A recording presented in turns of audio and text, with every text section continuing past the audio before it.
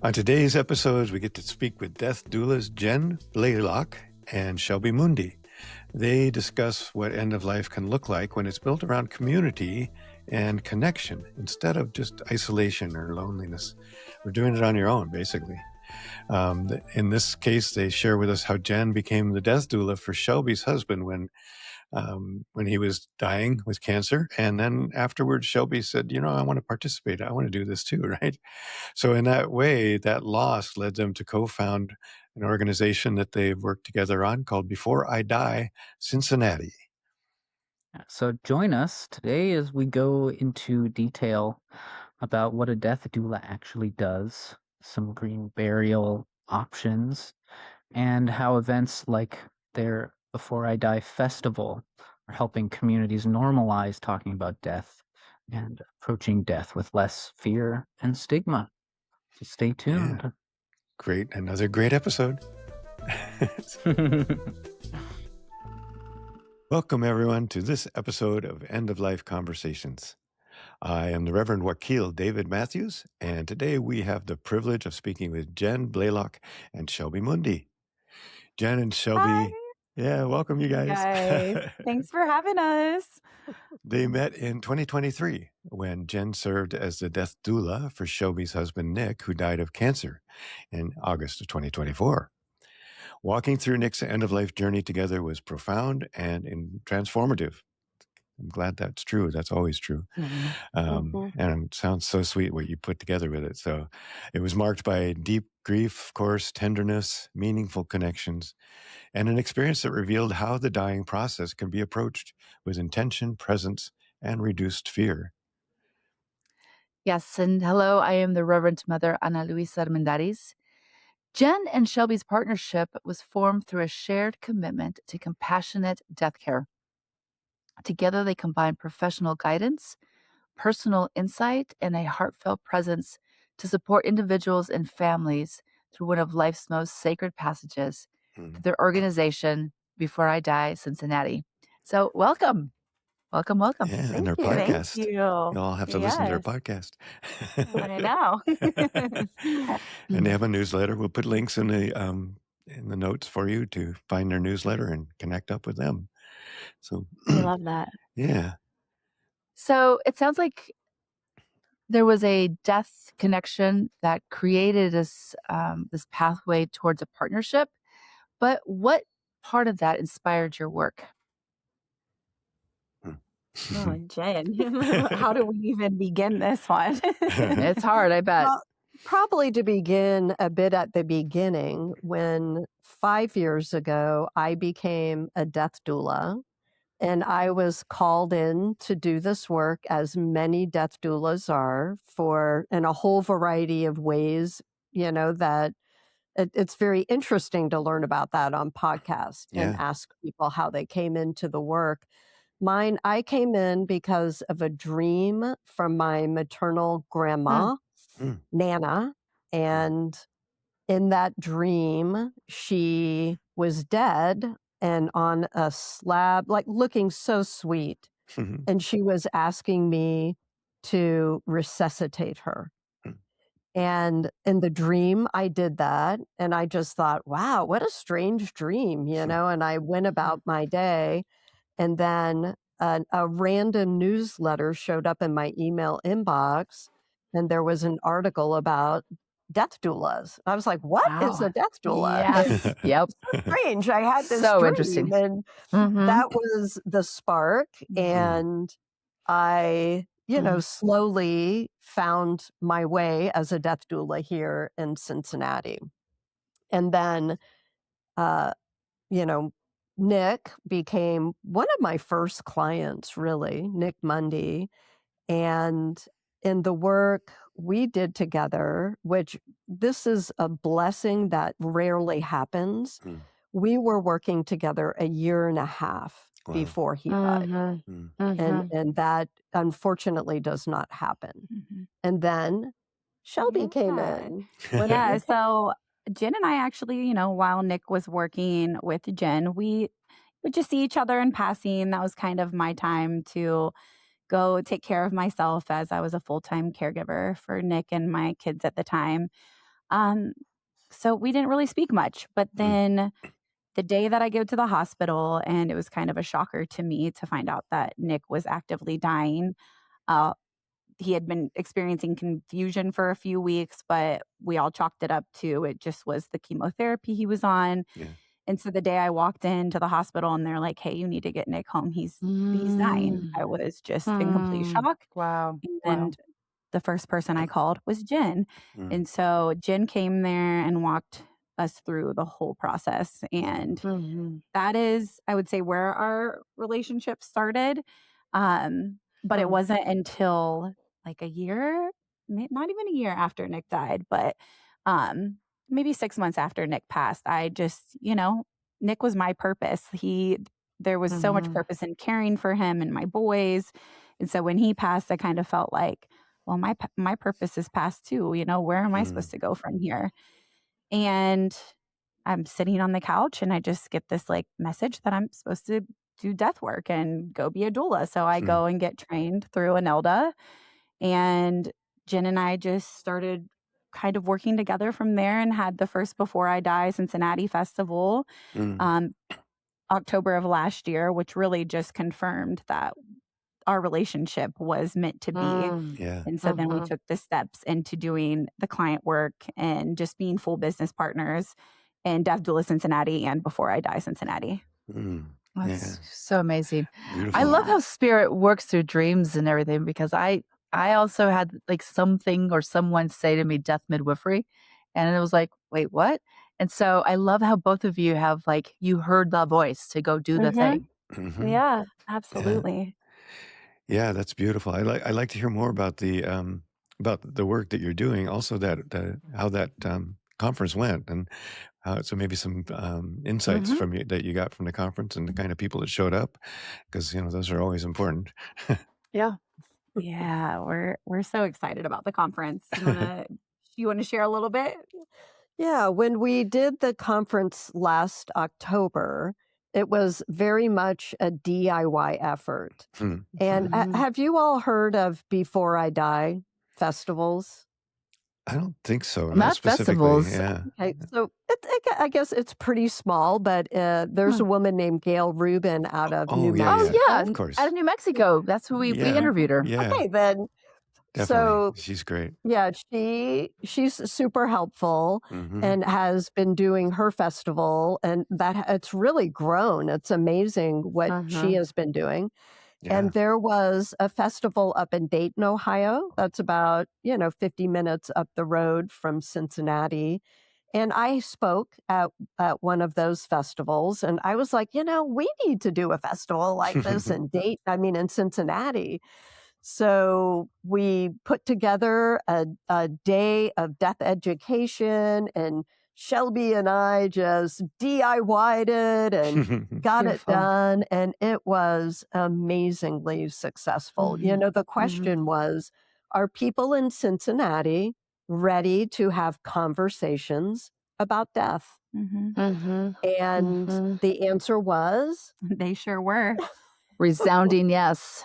Yeah. So along with the festival, we also did a night of mediumship with an incredible medium, evidential medium in our area. Her name's Julie Conrad, because we really want to normalize a good evidential medium that can help you in grief.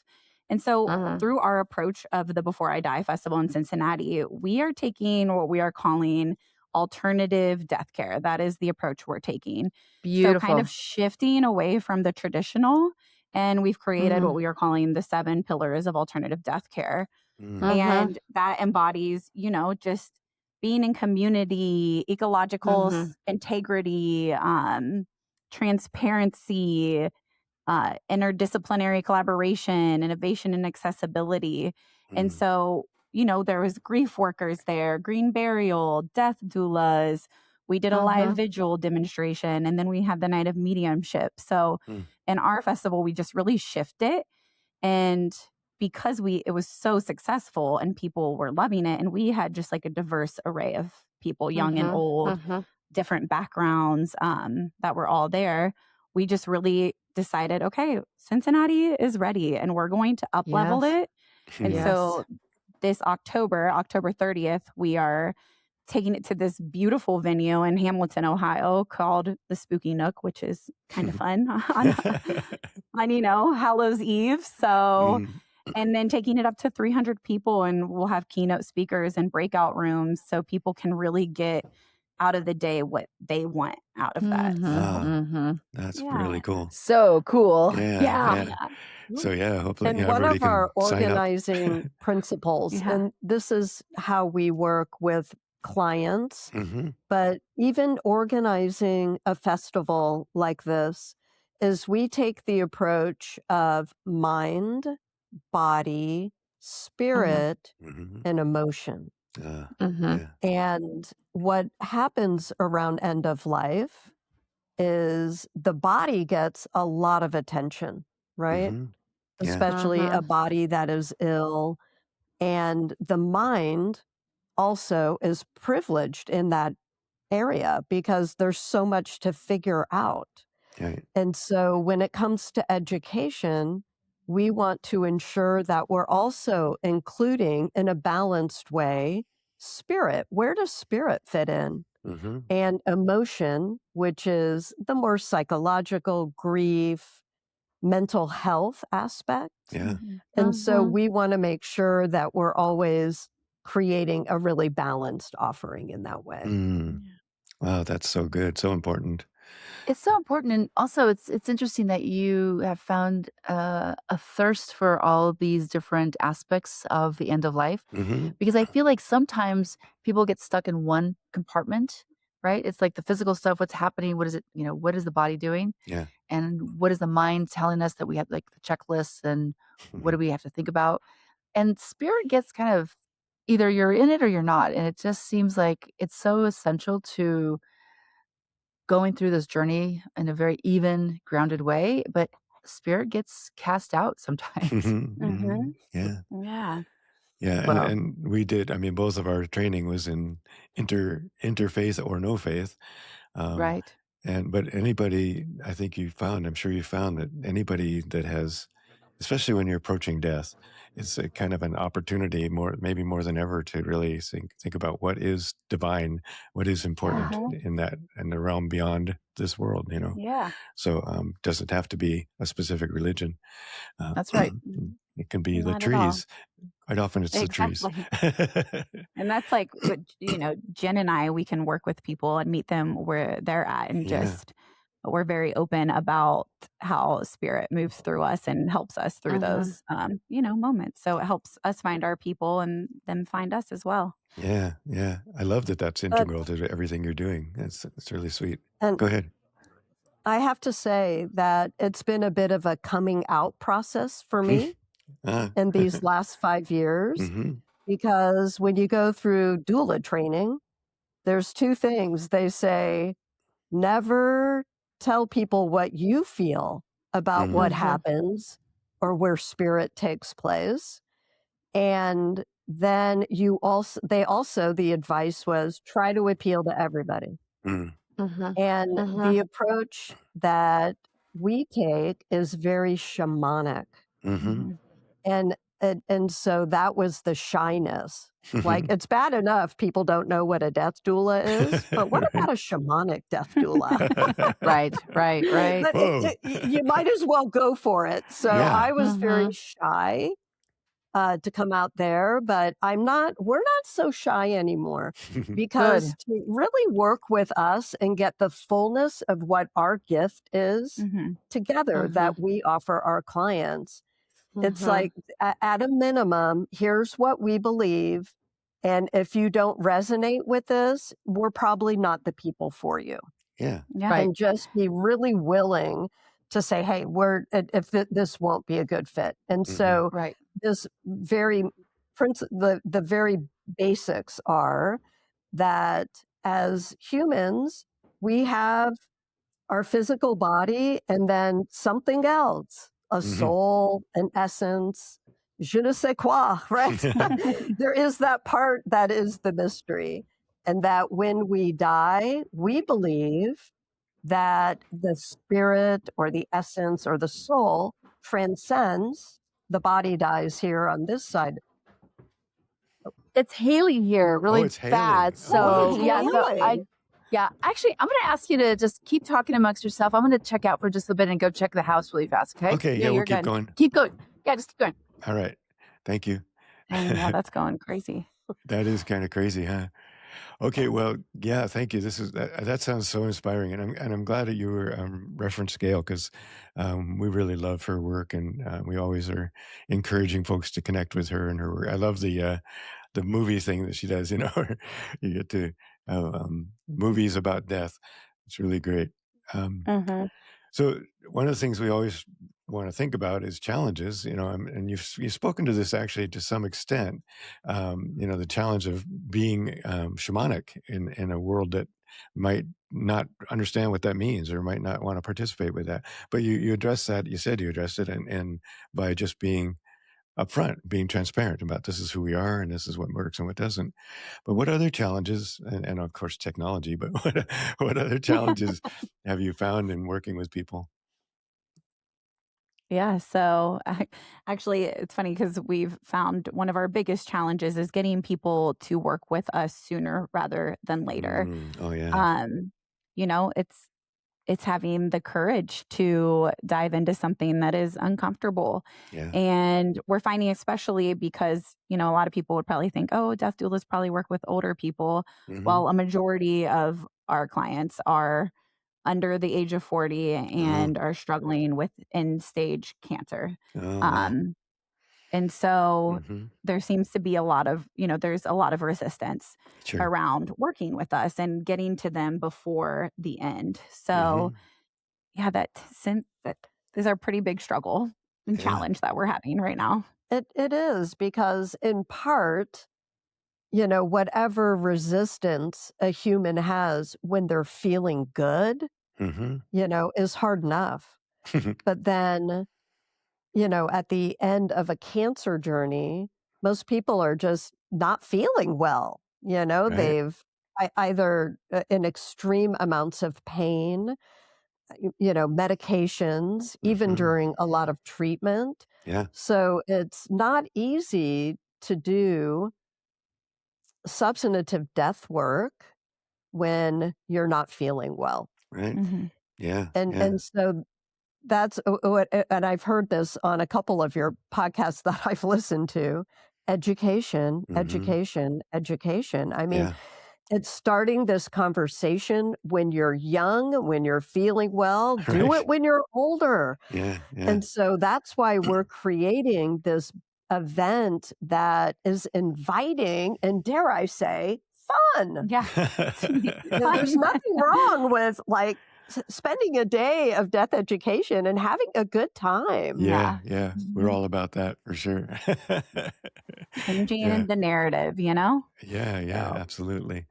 Yeah. We were just talking about challenges on Lisa, and Oh, good. Okay. yeah, so that I really appreciate that, and the one of the statistics we've heard is that hospice is a good example that people often only take advantage of the last 2 weeks of their lives, Mhm. and of hospice for the last Mhm. 2 weeks of their lives, and it's a similar thing in that there's this stigma that if you're going to hospice you're giving up, and Mhm. and yet you can have that kind of incredible care for 6 months or more. So we Mhm. really often talk about it in my classes and in this podcast. We often talk about understand, as our audience members, understand that if you're working with somebody or if you're going through it yourself, hospice is a wonderful, wonderful caregiver that you can take advantage of early on, and don't wait till it's only 2 weeks yeah. left. Yeah, That's right. yeah. Sounds Yeah. like conversations that we're constantly having right now too. I'm sure. Yes. Yes. Yeah, and just Yeah. the myths, if Yeah. I talk about death, it creates, I'll die, Mhm. and we're really learning, and Mhm. I wonder what it's like for other death doulas, that we are having to sell hospice Mhm. services. Mhm. Yeah. Mhm. That resistance Mhm. to, Yeah, Mhm. and I think it's just a lack of understanding it Yeah. is. Yeah, that's right. that Mhm. how there's limitations, of course, with hospice, and sometimes the benefit itself, like how it is expressed through Medicare, Mhm. can be very tricky, especially for younger people Mhm. who Mm. are in you know, in a lot of complex treatment kind of Yeah. situations. Yeah. Yeah. So Yeah. that is a challenging aspect. But we love hospice. Yep, we do. We're like, Yeah. we are here to help you guys and work together. Yeah. That's I right. volunteered with hospice to learn how to be with people bedside, and Mhm. super Yeah. helpful. Yeah, it Yeah. really is. And you talked about the complications around just treatments and all the things that are going on toward the end stages. There's also the anxiety and the depression that can come up. We are just starting to hear more about psychedelic therapies that are helping with that in some parts of the world. So, but that's really, again, that's kind of the point of having these conversations and of Yeah. being educated about it, because that can help to alleviate some of that anxiety, because you kind of know where you are and what's You don't going know. on. Yeah. That's right. Yeah. Yeah. My husband, so Nick, before starting to work with Jen, which I really think helped open him up, is he started doing ketamine therapy. Mm. And so just a quick little backstory. My husband was sick for 10 years. Wow. He had an autoimmune disease that mimicked lymphoma for like 7 or 8 of those. And then it mutated into a full-blown cancer. Mm. And so Nick's biggest fear was always death. I mean, he knew, like, from a young age, he always was like, I'm going to die young. And he just had this like ingrained knowing in him. So he was very fearful of it. And in the last few years of life, he needed a lot of help to get through that fear. And so he did ketamine therapy, which ultimately opened him up and really helped him to do the work that Jen, was doing with him, and opened him up a lot. And essentially he overcame his fear of death before actually dying, which is beautiful. Yeah. Yeah. So important. Thank you for sharing that. Appreciate that. Yeah. And I'll just specify a little bit of what that work was, because Yeah. it doesn't need to be in the mystery, right? Yeah. And, so part of it, Nick was very ready to receive the work. And, this is something we're still figuring out with people, right? But I was actually able to use my drum, which creates an altered state, and The then theta waves. bring him in a guided meditation across the veil and into the future of what life looked like on this side of the veil after he had died. Oh, wow. And, like, spirit's guiding it. I'm just the pass-through. Right. Yeah. That's right. So- The conduit. Yeah. It's the Literally. conduit. And so in that experience, that is the substance of the work that helped him. Uh-huh. Beautiful. Yeah. Yeah, I and love if you that. guys are open, I think it's also really helpful to talk about how he died and what was happening here. Like, we need more death stories Yeah. out there We do. for people to hear. Like, really what do. is, what constitutes a good dying situation? Yeah. Yeah. So a big reason I stepped in this too is, he did the work in that manner, but also didn't do the work in the manner of the practical things like last wishes, what would he would want, those types of things. But I knew him at a deep, like, soul level to be able to guide the experience with Jen's help. Yeah. And so when we got the phone call, or when I get the news that Nick was dying and we needed to get him home on hospice care, I was like, all right, let's go. Let's get him home. We brought him home, and I have 3 little boys. At that time they were 7 and 9. And I came home and I sat them upstairs and I let them know that their dad was coming home and he was dying. And I wanted them to be as much of a part of it as they wanted to, or as little as they wanted to. And I gave them autonomy over their choices. Beautiful. Because I believe that kids deserve that. Growing up, I wasn't given that when my grandma was dying, and I would have loved to be able to be there for her. And so I gave them that choice, and throughout the weekend. And then also I opened my home up to everybody in our community. My husband touched a lot of people's lives. He was born and raised in Cincinnati and had just really amazing community and friends and people who cared for him through work, just every single part of his life. And so I opened up the doors to my house and let people come. And a lot of people have never seen active dying until those days. And Jen, that's when she stepped in and she, helped create an altar because she knew Nick and the things that would help him. So we had a beautiful altar that the kids tended to. And then we did this gorgeous string ritual that let everybody say their goodbyes and create a community within the house if people didn't know each other.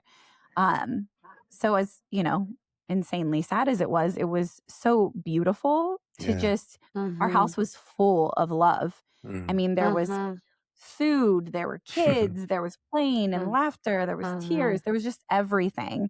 And that experience alone, I mean, helped so greatly in our grief. Wow, what a great example. It is a great example, and that's exactly what it's for. It's to just be the foundation for the next part of your grieving cycle. It's based on this love and community and tears of light and sadness to take you to the other side when Nick is no longer in this realm, right? So I love that you shared it with so many people. That is so beautiful. Yeah. Thank you.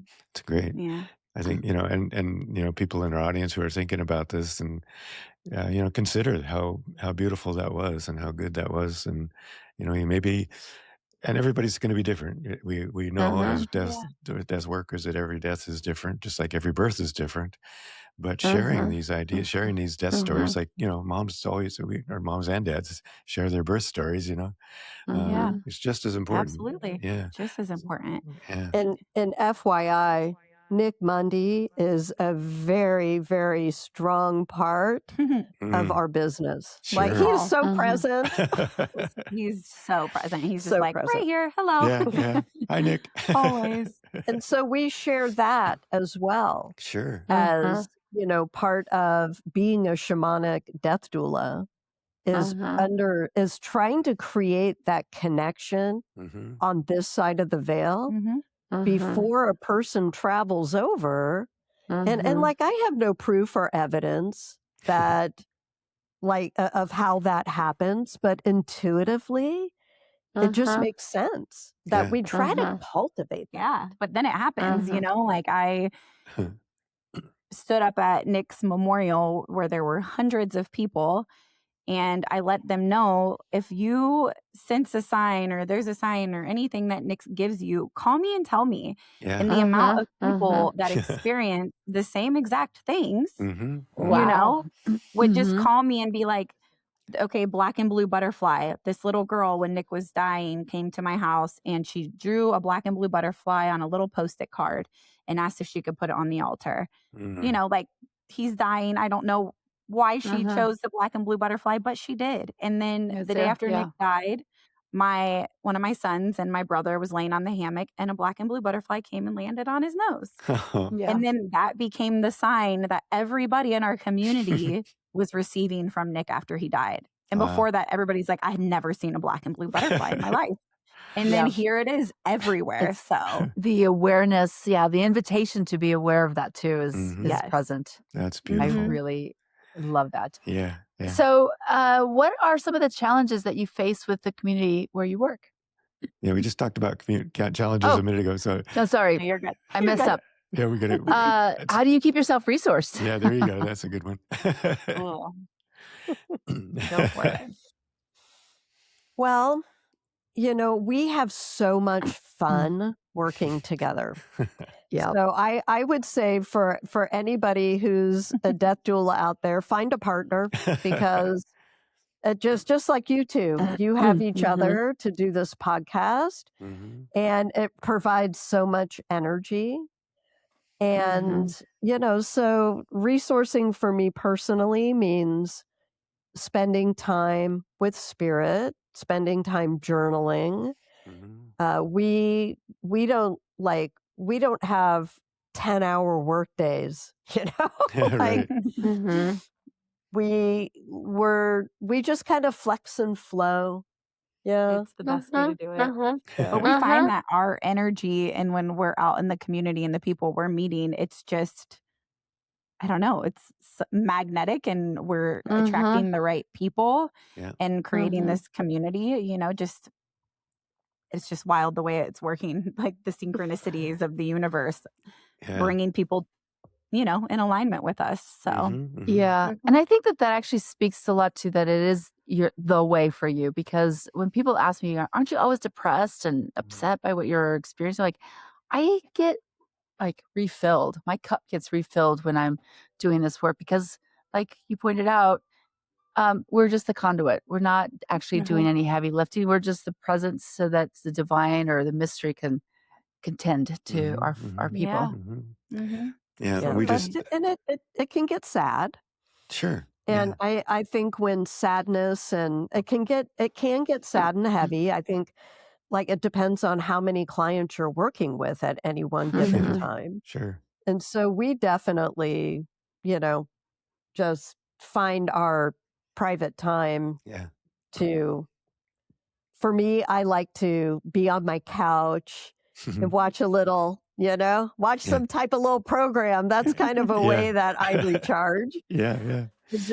And taking care of our homes and our, respect of our individual lives. Yeah. Like for each of us individually, our homes are like, that Sacred. is a place so to, sacred. Yeah. Come back to and feel refueled. Yeah. We just, all right, we're just getting started with a new nonprofit that does helps with end of life planning and resources and affordability. And it was kind of a fun idea that we had that we'd go to a public market. And when I say we, I'm talking about another friend of mine, Jennifer.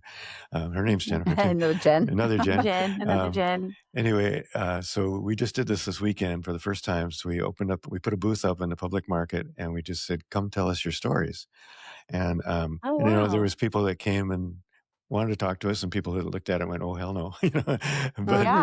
But what made me think of it was that almost every one of the stories were just so profound and deep that, they'd walk away and we'd both look at each other and just go, okay, let's breathe a little bit, let's just hold that and just, let that settle in and just be, and open up to the flow and allow the flow to kind of cleanse it in a way, and not really cleanse it, but just,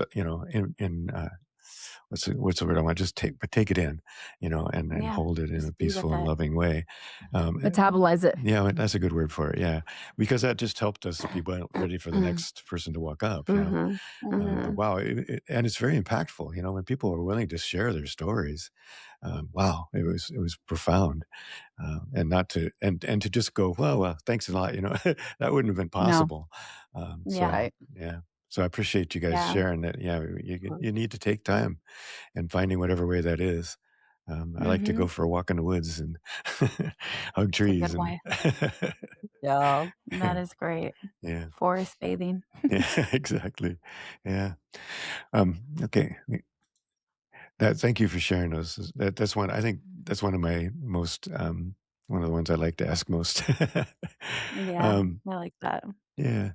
Is there anything that frightens you about the end of life yourself? And then is there, again, the other thing is just what else do you wish we would have asked as we're kind of winding things down here? We were talking about that question earlier, and I can say there's nothing really that frightens me.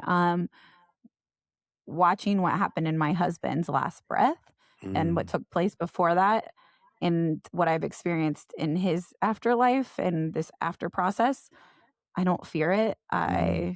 It like kind of brings excitement to know what exists beyond here. Yeah, so there's really not a lot of fear for me around that. Yeah. For me, I think I'm more curious than I am fearful. At the same time, I want to be walking on this earth as Jen Blaylock for as long as possible, in a healthy enough body. But I do sense, if we go back to the mind, body, spirit, and emotion, I feel that spiritually, I feel so supported. I'm not worried about my death. And I always say, I'm not worried about anybody who dies, period. I don't worry. I'm sad. I get worried, maybe. It's not a word I like to use a lot, but, about the people on this side of the veil, because, particularly when it's young people dying and tragic circumstances or, there that profound sadness. Sure. But I don't worry about people who die. However, but I do feel like my body is afraid to die. My body is biologically programmed to survive up keep until the going. last breath. Yeah. Yeah. So I suspect that my body would maybe be feeling fear, even though my mind is curious, my spirit is ready, and emotionally, I'm just like, woohoo, let's go for the ride. Yeah. It sounds So familiar. it's not a simple, slam dunk answer. Yeah. No, I love that. Yeah. Yeah. How about you guys? What are Yeah. Well, I think that that's why I said it sounds familiar. It sounds like exactly what we have said in the past. Ana Luisa often says, I can't wait. I can't wait. I'm actually really excited for it. I mean, my daughter's like, you're like a passive suicidal, wannabe, because she's like, you're always like, oh, am I going home yet? I think it is a mystery. I really do. And my body, one of my practices is to imagine me dying. And so I like meditate on leaving this body because I'm really ready. Yeah. I think it's Nothing wrong with saying that. I'm not a life supremacist. There you go. Yeah.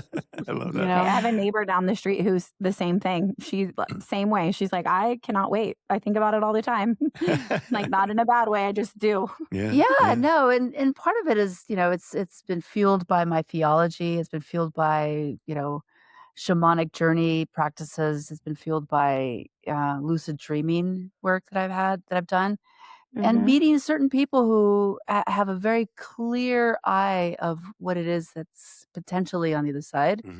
And so, I'll still grow a garden and I still raise my children and I still go for hikes, but I know there's something else that I'm ready. Looking forward to return to. Yeah. I love that. We actually have a practice that we do, and well, it came from a Buddhist practice that's a long, like an hour-long guided meditation or longer, where we go through the whole letting go of all the different parts of who you are to the end of letting go of your body, and really simulating death as best you can. And then the fun part when we've done this, I haven't done this one yet, but my teacher has done it, is we go and before that we dig a grave out in this person's land, like deep enough that you can't see over the top, right? And then after you've done this whole meditation, the last part of it is you go out and lay down in the grave and sleep there for the night, right? Oh, wow. And but again, it's like what Ana Luisa is talking about. We can some people are comfortable, as is comfortable. Our people are as comfortable enough to really take themselves through that process, and it can be a profound experience because it also just emphasizes, as does any experience around death or dying, how important this moment is. Each moment is, and how we want to be here in this moment. Yeah. And I also want to just say that for those folks who do have a fear or an anxiety or trepidation about death and the unknowing, it's also okay. Like we are all on the spectrum of, evolving into different parts of ourselves. And, sometimes our faith tradition requires you to do certain things in order to get into heaven or whatnot. And there is anxiety. I've worked with people who are very anxious about dying, not because of the physical death, but because they're not sure about the other side. So, but again, it's all good. Yeah. It's all be where you quite are. good. Yeah. Be where you are. Yeah. And find people that will walk with you. That's really important. I love that, Jen. That part. I like that. Yeah. Yeah. Always somebody willing to walk with you. Yeah. Just gotta find them. Yeah.